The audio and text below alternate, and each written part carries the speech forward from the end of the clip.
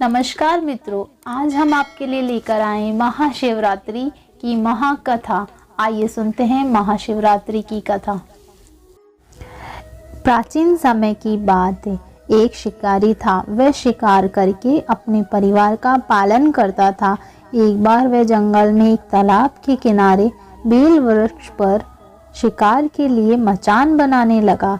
उस पेड़ के नीचे शिवलिंग था। पेड़ के पत्ते मचान बनाते समय शिवलिंग पर गिर रहे थे। इस प्रकार दिन भर भूखे रहने से शिकारी का व्रत भी हो गया और शिवलिंग पर बेलपत्र भी चढ़ गए। उसी समय गर्भिणी हिरणी तालाब पर पानी पीने निकली। शिकारी ने उसे देख मारना चाहा था। तब वह हिरणी दीनता पूर्वक बोली, मैं गर्भवती हूँ। मैं बच्चे को जन्म देकर शीघ्र ही तुम्हारे सामने उपस्थित हो जाऊंगी। शिकारी ने उसे छोड़ दिया। कुछ देर बाद एक दूसरी हिरनी उधर से निकली। शिकारी ने फिर धनुष पर बाण चढ़ाया।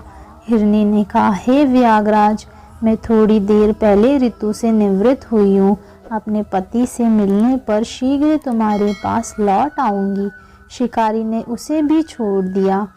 रात्रि के अंतिम पहर में एक मृगी अपने बच्चों के साथ उधर से निकली। शिकारी ने शिकार हेतु धनुष पर बाण चढ़ाया। तब वह मृगी बोली, मैं इन बच्चों को इनके पिता के पास छोड़ आऊं, तब मुझे मार डालना।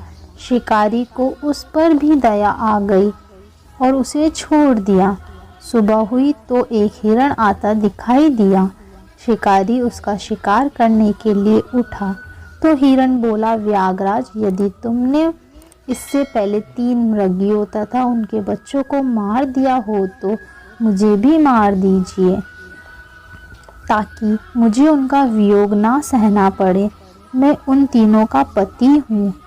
मुझ पर भी कुछ समय के लिए कृपा करें। मैं उनसे मिलकर तुम्हारे सामने उपस्थित हो जाऊंगा। मृग की बात सुनकर रात की सारी घटनाएं उसने मृगी को बता दी। उपवास, रात्रि जागरण तथा शिवलिंग पर बेलपत्र चढ़ने से उसमें भगवत भक्ति का जागरण हो गया। उसने मृग को छोड़ दिया। उसका हृदय पवित्र हो गया। अपने पूर्व कर्मों को याद करके वे पश्चाताप करने लगा। थोड़ी देर बाद हिरण सपरिवार शिकारी के सामने उपस्थित हो गया। जंगली पशुओं की सत्य प्रियता, सात्विकता एवं सामूहिक प्रेम भावना को देखकर उसे अपने पर बड़ी ग्लानि हुई। उसके नेत्रों से आंसुओं की झड़ी लग गई। उसने हिरण को मुक्त कर दिया। देवताओं ने आकाश से उस पर पुष्प वर्षा की। शिकारी परिवार सहित मोक्ष को प्राप्त हो गया। उसके आंसू शिवलिंग पर गिर रहे थे। सिर्फ इतने से ही शिवजी अति प्रसन्न हो गए। शिवरात्रि को जो मनुष्य शिवलिंग पर बिल्वपत्र चढ़ाता है, पूजा करता है, वह व्रत करता है, उससे शिवजी अति प्रसन्न रहते हैं और मोक्ष देते हैं। ओम नमः शिवाय। तो दोस्तों, आपको महाशिवरात्रि की कथा सुनकर कैसा लगा कमेंट बॉक्स में ज़रूर बताएं और हमारे चैनल को सब्सक्राइब करना ना भूलें।